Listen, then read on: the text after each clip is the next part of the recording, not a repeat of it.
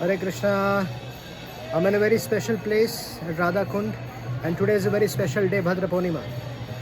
So, we have been hearing a lot of glories of distributing Bhagavatam sets on Bhadra Purnima day.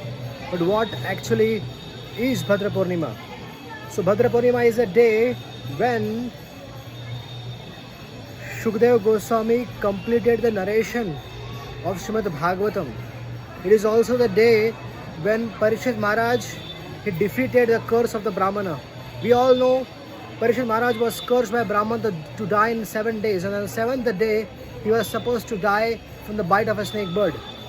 But Parikshit Maharaj very intelligently he took shelter of Shukdev Goswami, he took shelter of Srimad Bhagavatam, and on the last day, that is today, Parikshit Maharaj, after hearing the narration of Srimad Bhagavatam, Parikshit Maharaj requested Shukdev Goswami, Anujanihi Maam Brahman Vasham Yashami Adok Saja Mukta Kama Sayam Cheta Pravesha Visrajami Asun. He requested Shukdev Goswami to give him permission to leave his body. And that's what happened. Parikshit Maharaj, he departed on this day. And that's why Suta Goswami Pad is instructing all of us to distribute Bhagavatam sets to one and all.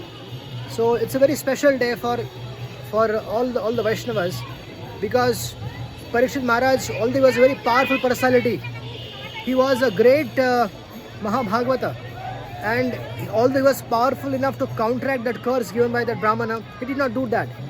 So as devotees, we should learn this lesson that although there are reverses in life, but we need to tolerate that. We need to understand that when there are reverses in our life, this needs to be taken as Krishna's arrangement, Krishna's desire.